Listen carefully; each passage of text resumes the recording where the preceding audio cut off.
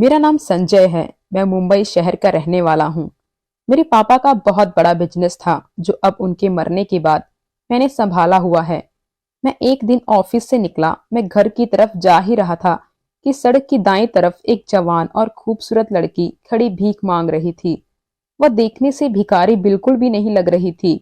देखने से तो ऐसा लगता था वो पढ़ी लिखी और किसी अच्छे खानदान की लड़की हो। मेरे दिल ने कहा कि मुझे उसकी मदद करनी चाहिए, इसलिए मैंने अपनी गाड़ी रोकी और उससे भीख मांगने की वजह पूछी। मेरी बात सुनकर लड़की की आंखों में आंसू भर आए। कहने लगी, मेरी माँ के सिवा मेरा इस दुनिया में कोई नहीं है। उस लड़की ने बताया कि मेरी माँ की तबीयत बहुत खराब है और मेरे पास इतने पैसे नहीं हैं कि वह अपनी माँ का इलाज करवा सके। मैं जल्दी से उसे गाड़ी में बैठाया और उसके साथ उसके घर चला गया। उसकी माँ की हालत सच में बहुत खराब थी। मैंने एक प्राइवेट हॉस्पिटल में उसकी माँ को एडमिट करवा दिया और अपनी जेब से उसका सारा इलाज करवाया। 2 दिन बाद जब उसकी माँ ठीक हुई तो मैं खुद उसे उनके घर छोड़ आया। वह लड़की बहुत खुश थी और बार बार मेरा धन्यवाद कर रही थी। उसने अपना नाम सोनिया बताया था। सोनिया का अपनी माँ के अलावा इस दुनिया में कोई नहीं था। सोनिया की मासूमियत मुझे बहुत पसंद आई थी। उसे देखकर मेरे दिल को कुछ कुछ होने लगा था। 2-4 मुलाकातों में ही मुझे उससे मोहब्बत हो गई थी। इसलिए मैंने उसे अपने ही ऑफिस में जॉब दे दिया। दिन ब दिन मेरी बेकरारी सोनिया के लिए बढ़ती ही जा रही थी। उसका धीरे से बात करना और अपनी बड़ी बड़ी पलकें उठाकर मेरी तरफ देखना मेरे दिल को घायल कर देता था। और फिर 1 महीने के बाद ही मैंने उसे कहा कि मैं तुमसे शादी करना चाहता हूँ। मेरी बात पर वह उदास हो गई थी, लेकिन अगले ही पल खुश भी हो गई थी। उसे विश्वास नहीं हो रहा था कि मेरे जैसा अमीर पैसे वाला आदमी उसकी जैसी गरीब लड़की से शादी करना चाहता है। उसकी माँ को भी इस बात से कोई परेशानी नहीं थी, बल्कि वह भी बहुत खुश थी कि वह अपनी जिम्मेदारी से फ्री हो जाएंगे। मेरे माँ बाप तो इस दुनिया में थे नहीं। एक बड़ी बहन थी, उन्हें रिश्ता लेने के लिए भेजा, मगर दीदी ने कहा कि उन लोगों की डिमांड बहुत है। उनका कहना है कि अगर तुम्हारा भाई मेरी बेटी से शादी करना चाहता है तो पहले मेरी बेटी के नाम पर अपनी आधी जायदाद करे। दीदी ने कहा, वो ऐसी औरतें नहीं हैं जैसा तुम मुझे समझते हो। मुझे इस बात पर विश्वास नहीं आया और सीधा सोनिया के घर पहुंच गया। मैंने सोचा मैं खुद सोनिया और उसकी माँ से बात करूंगा। अगर वह चाहती है कि मैं अपनी आधी जायदाद उनकी बेटी के नाम कर दूं, तो मैं यह भी करने के लिए तैयार था। सोनिया के बिना रहने के बारे में मैं तो सोच भी नहीं सकता था। हो सकता है सोनिया की माँ को अपनी बेटी के भविष्य के लिए कुछ फिक्र हो। उन्हें डर हो कि कहीं मैं उनकी बेटी को शादी के बाद में छोड़ न दूं। इसलिए अपनी बेटी के फ्यूचर को सुरक्षित करने के लिए ऐसा करना चाहती हूँ। इसलिए मैं इस फैसले के लिए तैयार था। मैंने देखा कि सोनिया के दरवाजे पर ताला लगा हुआ था। मैंने पता किया तो उन्होंने बताया कि यहाँ पर वो लोग किराए पर रहते थे और कल ही हमेशा हमेशा के लिए ये घर छोड़कर चले गए हैं। वह लोग हमेशा हमेशा के लिए शहर छोड़कर जा चुके थे। मैं हैरान हूँ, परेशान था। सोनिया तो इस रिश्ते को लेकर कितना खुश थी और उसकी माँ को भी शादी से कोई परेशानी नहीं थी। फिर भला वह लोग सब कुछ छोड़ छाड़ के चले क्यों गए थे? मैं पागलों की तरह सोनिया को ढूंढ रहा था। उसका मोबाइल फोन भी बंद जा रहा था। मुझे वह लड़की दोबारा नहीं मिली। मैंने उसे पूरे मुंबई शहर में ढूंढा था, मगर वह तो पता नहीं कहाँ चली गई थी। धीरे धीरे 6 महीने गुजर गए थे। उसका नंबर अभी तक बंद था। मैं हैरान था कि अगर उसने मुझसे शादी नहीं करनी थी तो फिर शादी करने के लिए मानी ही क्यों थी, और अगर मान भी गई थी तो शहर छोड़ने का क्या मतलब था। मेरी दीदी मुझे कहती कि कुछ लोग इस लायक नहीं होते कि उन्हें इतनी इज्जत सम्मान उनकी उम्मीदों से बढ़कर दिया जाए। तुम्हारा दिल साफ है और तुम हर किसी को अपनी तरह समझते हो। हर किसी पर बहुत जल्दी विश्वास कर लेते हो। सब लोग वैसे नहीं होते जैसा तुम समझते हो। अब इस लड़की को देख लो। तुमने उसके लिए क्या कुछ नहीं किया और वह किसी और लड़की की खातिर तुम्हें छोड़कर चली गई है। उस लड़की को भूल जाओ। मैं तुम्हारे लिए एक अच्छी और प्यारी सी लड़की लाऊंगी। मैंने कहा, लेकिन दीदी, वह मेरे साथ शादी करने के लिए बहुत खुश थी। फिर भला किसी दूसरे लड़के की खातिर मुझे क्यों छोड़ देती? दीदी ने कहा, हो सकता है उसे तुमसे भी अमीर लड़का मिल गया हो, इसीलिए उसने तुम्हें छोड़ दिया। मैं फिर दीदी के सामने कुछ नहीं कह सकता था, क्योंकि वे मेरी माँ के समान थी। मैं उनका बहुत सम्मान करता था। मैंने सोनिया की खातिर अपना समय, अपना सब कुछ दांव पर लगा दिया था। उसको भूल जाना आसान नहीं था। उसने मेरा दिल तोड़ दिया था, मुझे धोखा दिया था। लड़कियां तो मेरे पीछे दीवानी थी, मुझे खुद शादी के लिए प्रपोज करती थी, लेकिन मैं अपनी पत्नी के रूप में एक सिंपल सी लड़की चाहता था जो मुझे सच्ची मोहब्बत दे सके। और वह सिंपल सी लड़की और सच्ची मोहब्बत देने वाली लड़की मुझे सोनिया में नजर आई थी, और इस कारण मैं उस पर दिल हार बैठा था। मैंने सोनिया को तलाश करने में जमीन आसमान एक कर दिया, पर ना जाने वह दुनिया के किस कोने में छुप गई थी। समय गुजरता रहा और 2 साल गुजर गए। जब दीदी ने एक दिन कह दिया, अब मैं तुम्हारी शादी करके रहूंगी, आखिर कब तक जाने वाले का दुख मनाते रहोगे? जिसे साथ निभाना हो वो बीच रास्ते में छोड़कर नहीं जाया करते। हम कब से तुम्हारे घर में रहते हैं, अब शादी कर लो ताकि मैं भी अपने घर जा सकूं। आखिर कब तक यहाँ पड़ी रहूंगी? मेरी दीदी और उनके पति इसी घर में रहते थे। वह मेरी सौतेली बहन थी, पर फिर भी मेरा बहुत ख्याल रखती थी। उन्होंने जिंदगी के हर मोड़ पर मेरा साथ दिया था। मेरे पापा ने 2 शादियां की थी, एक शादी अपने घर वालों की मर्जी से और दूसरी शादी अपनी पसंद से की थी। पापा की पहली पत्नी से एक बेटी थी जो मेरी दीदी है, और वो मुझसे 8 साल बड़ी है। और मैं दूसरी पत्नी से था जिसे पापा ने पसंद की शादी की थी, और जिस दिन पापा मेरी माँ को अपने घर लेकर आए थे मैं 2 साल का था। पहले तो दादा ने पापा का बहुत विरोध किया था, मगर जब देखा कि मेरी माँ ने उन्हें इस घर का वारिस दिया है तो उन्होंने मेरी माँ को स्वीकार कर लिया था, और फिर मैं और मेरी माँ वहीं रहने लगे। जैसे जैसे मैं बड़ा होता गया मुझे अपने खानदान वालों से प्यार मिलता गया। दादा दादी पापा बुआ सब मुझे बहुत प्यार करते थे, और मेरी दीदी मुझसे बहुत चिढ़ा करती थी। वह कहती कि तुम तो बहुत मनहूस हो, तुम जब से आए हो मुझसे ज्यादा सब तुम्हें प्यार करते हैं। तुम्हारे आते ही सबने मुझे इग्नोर करना शुरू कर दिया है। दीदी मुझे मारा भी करती थी, तो मैं पापा से शिकायत लगाया करता था, और पापा कहते कि तुम दोनों मेरे ही बच्चे हो, बस माँ अलग अलग है। अगर ऐसे लड़ते रहे तो सब क्या कहेंगे कि दोनों बच्चे कितने बदतमीज हैं। मैं पापा से कहता कि मैं दीदी से नहीं लड़ता, वही मुझसे झगड़ा करती है। और मेरी माँ भी मुझे यही कहती थी कि कोई भी औरत, चाहे वो घर के अंदर हो या घर के बाहर, उसका हर हाल में सम्मान करना चाहिए। तुम्हारी दीदी तुमसे बड़ी है, कभी कुछ कह दे तो चुपचाप उसका कहना मान लेना, और कभी उससे बहस मत करना। अच्छे बच्चों की यही निशानी होती है। बहनें तो बहुत प्यार करने वाली होती हैं। पापा की सलाह सुनकर मैं दीदी से सॉरी बोल देता था और कहता कि ठीक है दीदी, अब मैं आपकी सारी बातें मानूंगा। मेरी यह बात सुनकर पापा प्यार से मेरा माथा चूम लेते थे, और दीदी पांव पटकती हुई कमरे से चली जाती थी। धीरे धीरे मैं बड़ा होता गया, और जब एक दिन माँ सीढ़ियों से गिरी और उनके सर पर गहरी चोट लगी, इसके बाद 2 दिन सांस तो लेती रही, मगर तीसरे दिन वह मुझे छोड़कर इस दुनिया से चली गई। मैं उस समय 11 साल का हो चुका था। मुझे ऐसा लगता है कि जैसे मौत ने मेरे घर का रास्ता देख लिया है, कि अगले 2 सालों में दादा और दादी भी चले गए थे। इन 3 मौतों से पापा बिल्कुल टूट के रह गए थे। अब मेरा पहले से भी ज्यादा ख्याल रखने लगे थे, और मेरी बड़ी माँ से कहते कि घर को संभालना तुम्हारी जिम्मेदारी है।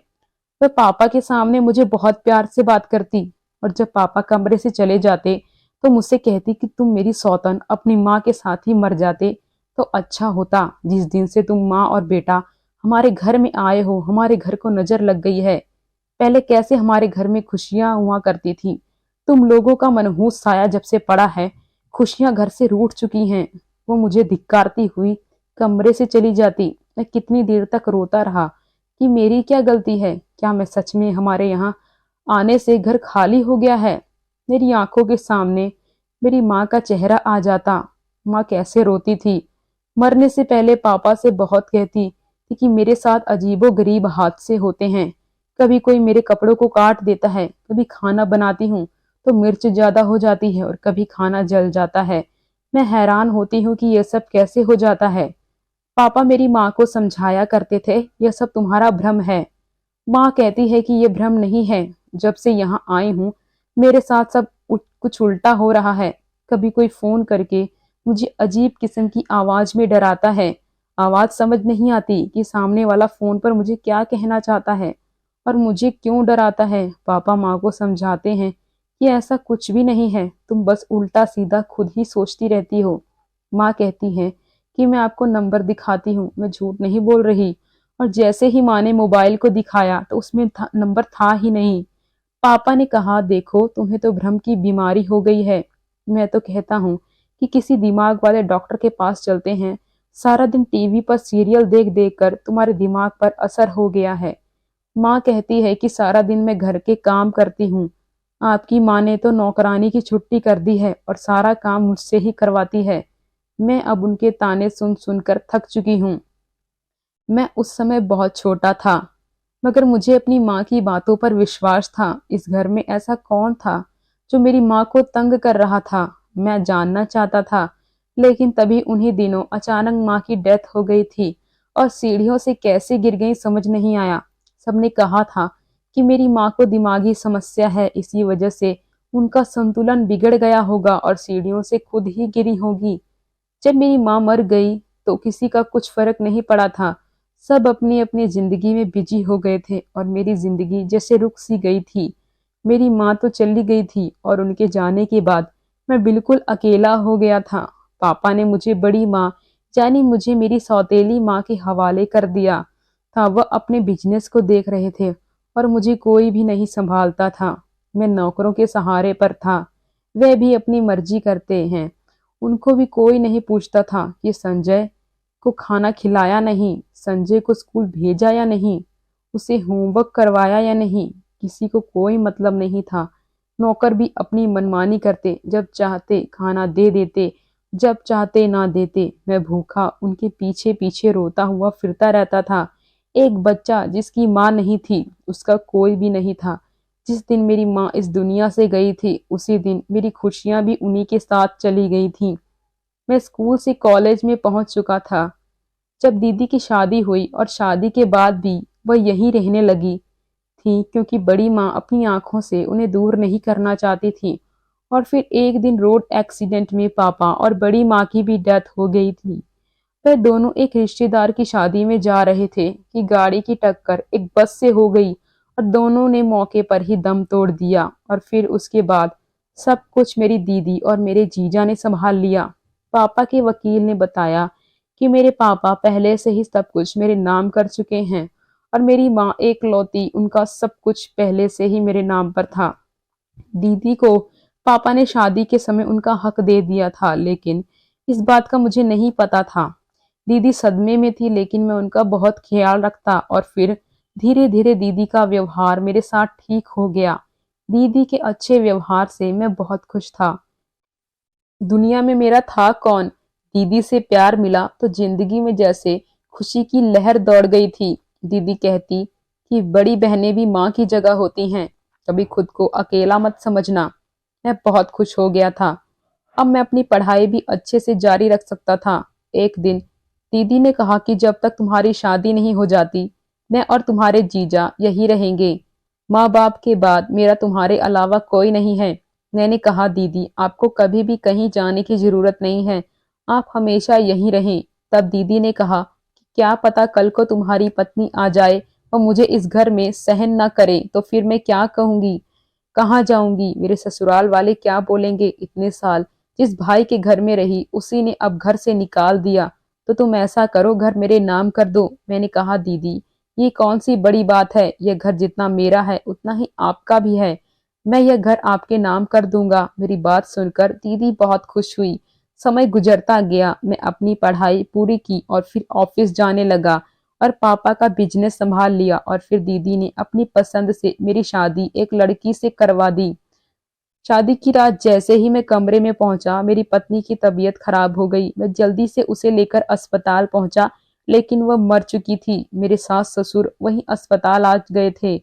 उन्होंने पुलिस बुला ली और मुझ पर इल्जाम लगा दिया कि मैंने ही उनकी बेटी को मारा है। मेरे ससुर ने मुझे एक थप्पड़ मारा और मुझे पुलिस पकड़कर ले गई। बड़ी मुश्किल से 4 महीने के बाद मेरे जीजा ने मुझे जेल से छुड़वाया। धीरे धीरे मैं इस हादसे को भूल गया था। इसे भूलने में मुझे काफी समय लग गया था और फिर जिंदगी धीरे धीरे दिनचर्या पर आ गई।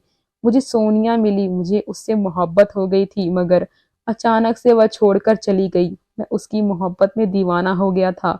उसे दिन रात दीवानों की तरह ढूंढा, लेकिन वह मुझे नहीं मिली। सोनिया के जाने से मैं बिल्कुल टूट गया था। अब तो मुझे लगने लगा कि सच में मैं मनहूस हूँ, सबकी खुशियों को खा जाता हूँ। दीदी ने मुझे बहुत समझाया कि सोनिया को भूल जाओ, वह बहुत धोखेबाज और लालची लड़की थी। तुम्हारे लिए सोनिया से भी अच्छी लड़की लेकर आऊंगी और तुम्हारी पत्नी बनाऊंगी।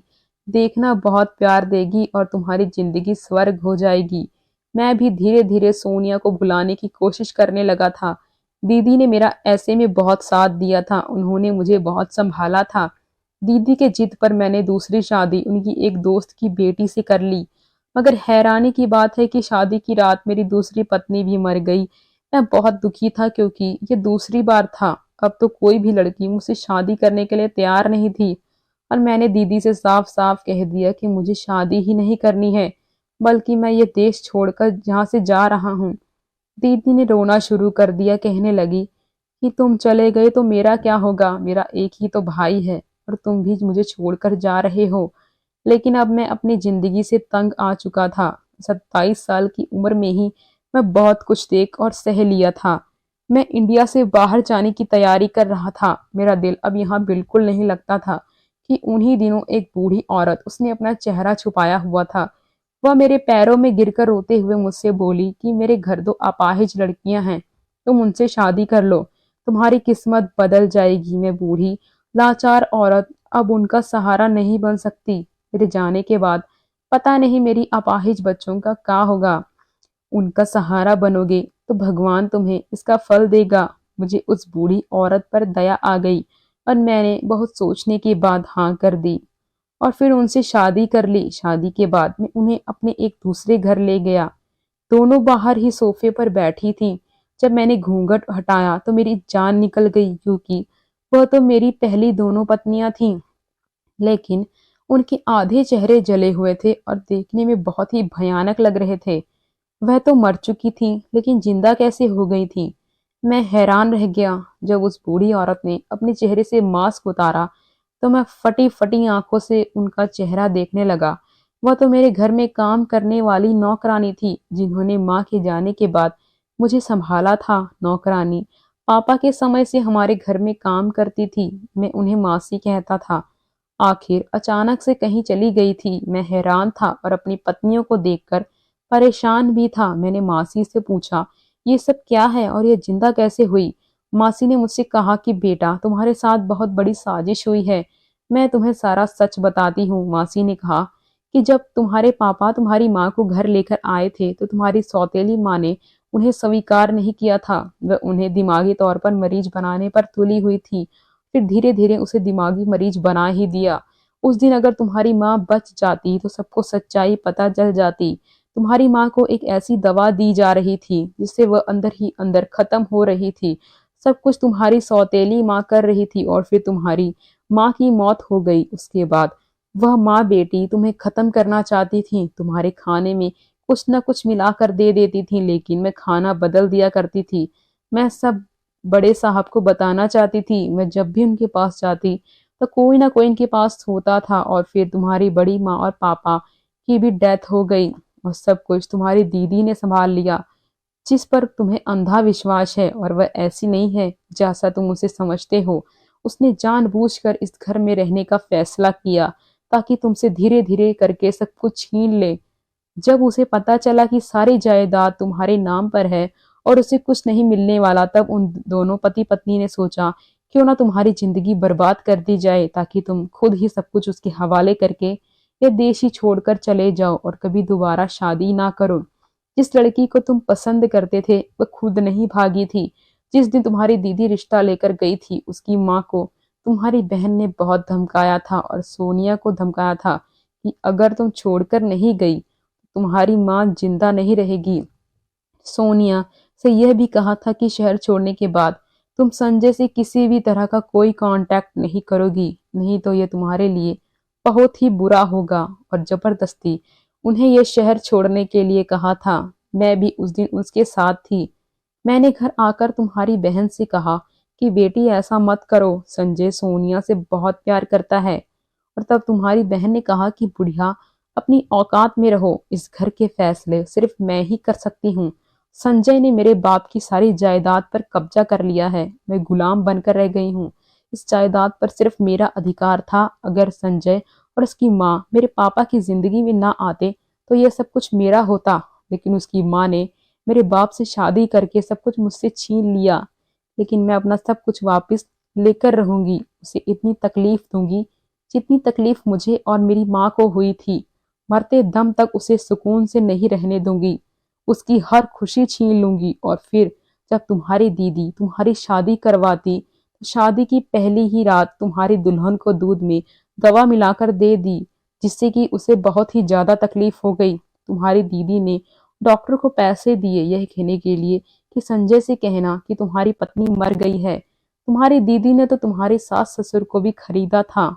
बहुत बड़ी साजिश के साथ तुम्हें जेल भेजा गया था, जबकि तुम्हारी दोनों ही पत्नियां जिंदा थीं। मैं तुम्हारी पहली पत्नी को अपने साथ ले गई थी क्योंकि अब वह अपने माँ बाप के साथ नहीं रहना चाहती थी। और दूसरी बार भी जब आपके साथ यही हुआ, मैं आपकी दूसरी पत्नी को भी अपने साथ ले गई। और उनके आधे जले चेहरे के साथ उनके घर वालों ने भी उन्हें स्वीकार नहीं किया था। और उनका आधा चेहरा तुम्हारी दीदी ने जलाया था, ताकि जिंदगी में ये लड़कियां कभी तुम्हारे सामने आ जाएं तो तुम उन्हें पहचान ना सको। मासी यह सब कुछ पता कर चुप हो गई और मैं पत्थर का बन चुका था। मेरी बहन जिसको मैंने माँ का स्थान दिया था वही मेरी दुश्मन बनी रही। जिन पर मैं अंधा विश्वास करता था वही मेरी खुशियां छीन लेना चाहती थी। मैं अपनी दोनों पत्नियों को अपने साथ लेकर अपने घर आ गया। मैं जैसे ही घर पहुंचा, दीदी अपने पति के साथ बैठी चाय पी रही थी और उनका पति उनसे कह रहा था कि आखिर हमारा प्लान कामयाब हो ही गया। तुम्हारा पागल भाई देश छोड़कर जा रहा है, टिकट कंफर्म है। उसके बाद सारा बिजनेस पैसा हमारा होगा, हम ऐश करेंगे। और तभी अचानक उनकी नजर मुझ पर पड़ी थी तो उनके चेहरे का रंग बदल गया। मेरी पत्नी अभी मेरे साथ थी। मैंने दीदी से कहा कि मैं अपनी जिंदगी में सब कुछ सहन कर सकता हूँ, पर अपने आपने जो तकलीफ इन लड़कियों को दी है ये नहीं सहन कर सकता। मैं तो आपको अपनी माँ के समान समझता था। मैंने आप पर सबसे ज्यादा भरोसा किया और आपने मुझे क्या दिया। साफ साफ कह देते कि मेरे भाई मुझे यह सब शानो शौकत दौलत जायदाद सब कुछ चाहिए, मैं सब कुछ आपके नाम कर देता। आपकी एक बार ही कहने से मैंने ये घर आपके नाम कर दिया था। आप अगर मेरी जान भी मांगते तो वह भी आपको मैं खुशी खुशी दे देता, क्योंकि मैं आपसे बहुत प्यार करता था। आपकी खातिर कुछ भी कर सकता था। मेरी माँ तो कहती थी कि बहनें अपने भाइयों से बहुत प्यार करती हैं, कभी उनका बुरा नहीं चाहती। माँ के बाद बहन होती है जो सबसे ज्यादा अपने भाई से प्यार करती है।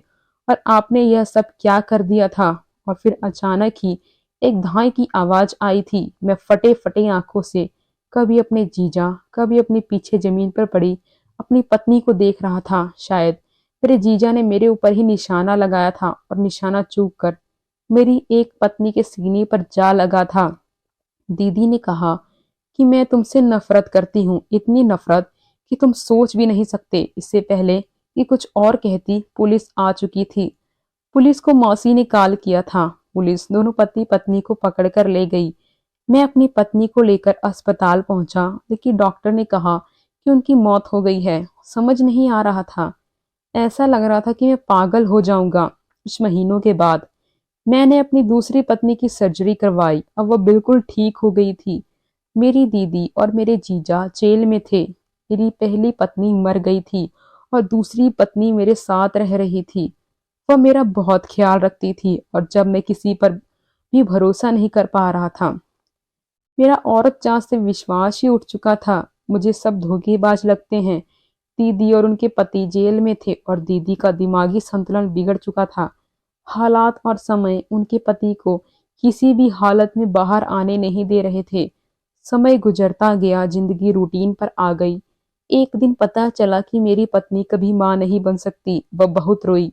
उसने बहुत इलाज करवाया और डॉक्टर ने कहा कि भगवान है। उसने मुझसे कहा कि आप दूसरी शादी कर लो। मैंने कहा कि मुझे संतान की कोई इच्छा नहीं है, इसलिए दोबारा कभी मुझसे शादी का मत कहना। मगर वह संतान के लिए पागल हो रही थी। जब उसने बहुत ज्यादा जिद की तो मैं मान गया। मुझे अपनी जिंदगी अब एक तमाशा लग रही थी। पर शादी की रात मुझे अपनी जिंदगी की सबसे बड़ी खुशी मिली थी। जिससे मेरी शादी हुई थी वो लड़की सोनिया थी, जिसे मैं प्यार करता था, जो मुझे दीदी की वजह से छोड़कर चली गई थी।